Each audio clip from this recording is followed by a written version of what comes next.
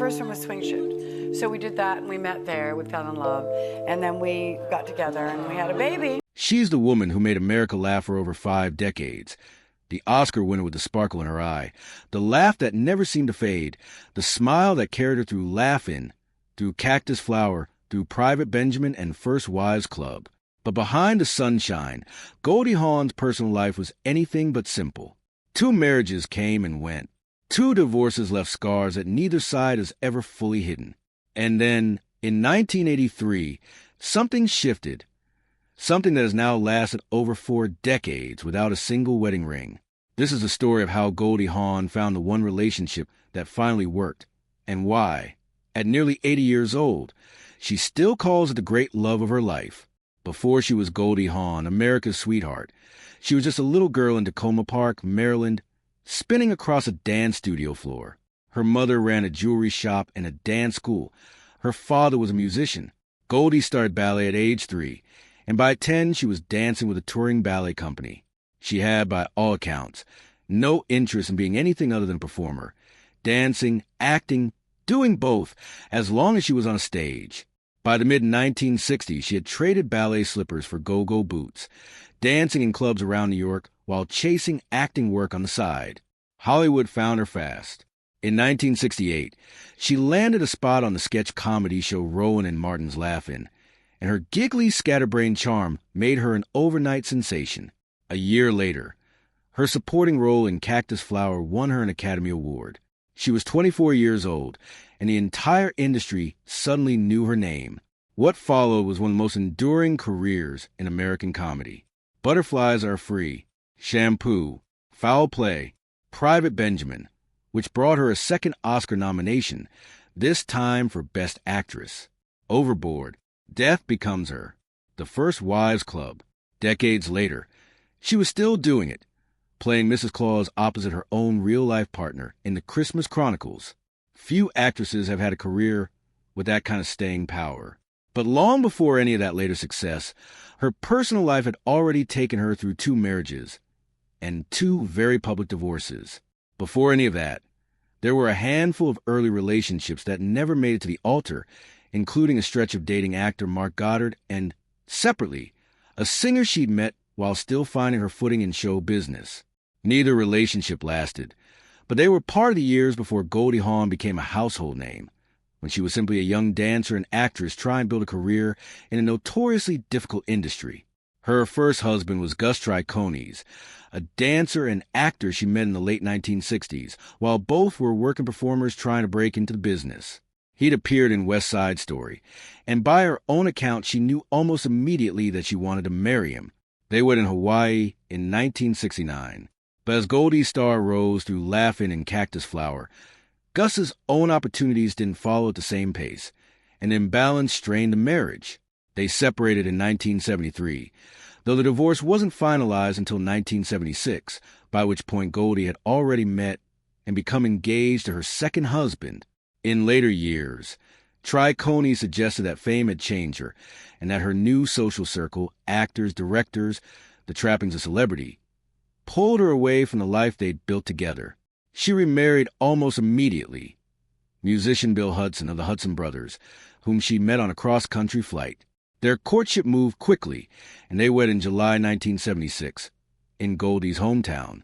Together they had 2 children, Oliver and Kate, both of whom would go on to careers of their own in entertainment. But that marriage also unraveled, and Hudson filed for divorce in 1980. Over the years, Hudson has spoken publicly and at length about how that marriage looked from his side, describing a relationship where he felt fully committed to a traditional family life, while he believed Goldie wanted more independence than a conventional marriage allowed. He has also been open about how painful the aftermath was, describing years of feeling shut out of his children's lives and struggling to be the kind of hands-on father he'd hoped to be. Neither he nor Triconis have been shy, in various interviews over the decades, about how difficult and at times bitter those years were. Whatever the full truth on either side of those 2 marriages, by 1980 Goldie Hawn had been divorced twice before turning 35, with 2 young children and a very public, very complicated romantic history trailing behind her. Then came Kurt Russell. The story of Goldie and Kurt doesn't actually begin in the 1980s. It begins in 1967 on the set of the Disney family film The One and Only Genuine Original Family Band. Goldie was 21. Kurt was a teenager, still years away from the leading man career he'd eventually build. Nothing romantic happened between them then. They were simply young colleagues on a family movie, and the memory of that meeting stayed dormant for over a decade and a half. It resurfaced in 1983, when Kurt auditioned for the film Swing Shift, a wartime drama Goldie was producing and starring in. By this point, both of them had been through divorces of their own.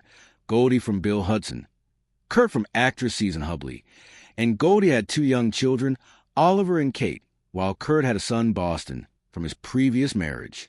Site index equals 2-1. Russell has described the 2 of them hitting it off immediately and agreeing to simply have fun until we don't. A loose, unspoken pact that has now held for more than 4 decades. /site. Their courtship famously did not begin quietly. As Kurt has told the story in interviews over the years, filming on Swing Shift brought them together night after night, and eventually the 2 went out after a rehearsal session, first to the Playboy Club to dance, and then back to a house Goldie had just purchased but hadn't yet moved into. There was one problem. She didn't have a key yet, so the 2 of them broke in. Wandering through the empty, unfurnished rooms, they ended up half-joking in what would become the master bedroom. Kurt has recounted that things quickly turned serious between them there, and that the moment was interrupted when police arrived, responding to a break-in report at a house that, technically, did belong to one of them. The 2 had to explain themselves to the officers before continuing the night elsewhere. It's the kind of story that sounds invented for a movie, except that both Goldie and Kurt have told it themselves more than once, over the years, usually laughing as they do. What followed wasn't a whirlwind engagement. It was something slower and, in its own way, more deliberate. Goldie has said that what drew her in wasn't just Kurt's looks, though she's been open that she found him attractive from the start. It was his straightforwardness. She's described him as someone without pretense, someone she quickly trusted wasn't going to play games with her heart. A stark contrast, by her account, to some of what had come before. Just as important to her was how he treated her children. She would sometimes bring Oliver and Kate to the Swing Shift set, and watching Kurt interact naturally and warmly with 2 kids that weren't his own told her something about the kind of partner and parent he could be. In 1986, 3 years into their relationship, Goldie and Kurt had a son together, Wyatt. He joined an already blended household. Oliver and Kate from Goldie's marriage to Bill Hudson, and Boston from Kurt's marriage to Susan Hubley. For children, 2 adults, 1 home, and, notably, still no wedding. It's a question interviewers have asked them for 40 years, and their answer has stayed remarkably consistent. They simply never felt they needed a piece of paper to prove their commitment to each other. Site index equals 3-1. Speaking with Women's Day in 2007, Goldie explained that she already considered herself devoted, and as long as that devotion, honesty, and care remain intact, a marriage certificate wouldn't change anything meaningful between them. /site. She's returned to a version of that same idea again and again, that what keeps 2 people together isn't a legal contract, but a daily, renewed decision to stay. Kurt has offered a similar account of the decision, describing how early in their relationship, friends and reporters constantly pressed him about when they'd finally tie the knot. By his telling, neither of them understood why it mattered so much to other people.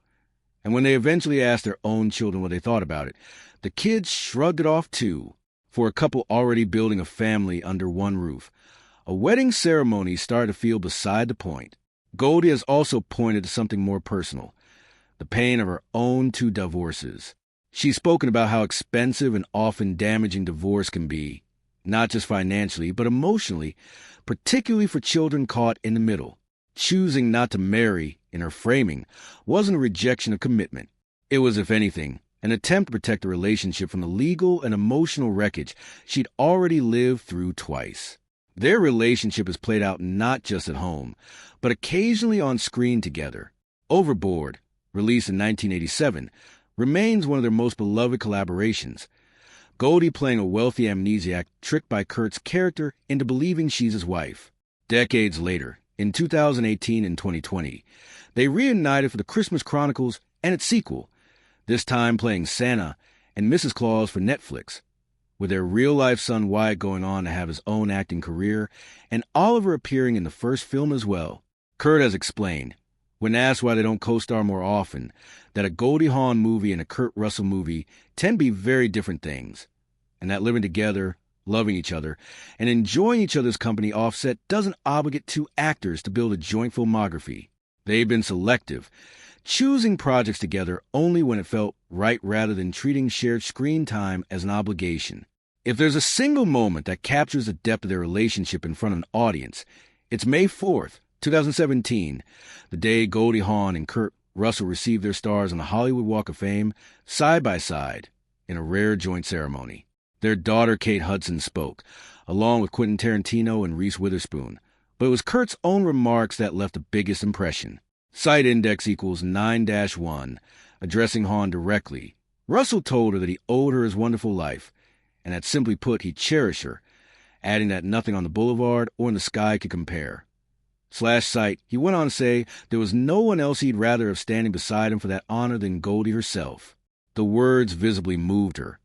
She was seen wiping away tears, and the two shared a kiss in front of the crowd. Reflecting afterward, site index equals 8-1. Hawn described the day as something that went beyond a career milestone, a moment of shared minds and shared hearts between the two of them. Site, part of what has kept the relationship grounded, by their own description, is a shared taste for a fairly simple domestic life away from the cameras. Site index equals 2-1. Kurt has described splitting time between homes in Los Angeles, Palm Desert, Old Snowmass in Colorado, and New York, and has singled out the Colorado property, a log cabin lodge on a ranch they moved into decades ago, as his personal favorite, noting that he and Goldie share a genuine passion for log homes. Site is a detail that fits the couple's public image. Two people who build an enormous joint career in one of the most exposed industries in the world, but who have often described one in their actual day-to-day life to feel unremarkable and quiet. They mark their anniversary every year around Valentine's Day, since mid-February is roughly when they got together back in 1983, and both have used the occasion over the years to post tributes to each other on social media. Goldie in particular has written warmly about Kurt's humor, his devotion as a father, and the fact that, as she's put in her own words on more than one anniversary, they never needed a wedding to keep growing closer. Family life has also included smaller, quieter milestones, a rescue dog the family welcomed in the early 2020s, holidays spent together in Aspen, and the kind of ordinary domestic moments, a fireplace Kurt built by hand, hearts carved into stonework for each family member, that Kate Hudson and other family members have shared online over the years as glimpses into their day-to-day life together. Goldie has also reflected on their relationship in longer-form interviews and podcast conversations over the past several years, including appearances on Conan O'Brien Needs a Friend and conversations with outlets like People and CNN, where she's returned again and again to the same central idea, that the reason their relationship has lasted isn't chemistry or fame, but a matched devotion to their children, and a mutual understanding that commitment is something renewed daily rather than signed, once and left alone. As the years went on, the Hawn-Russell family kept expanding. Kate Hudson became the first of the children to become a parent, welcoming her son Ryder in 2004, and more grandchildren followed through the years from Kate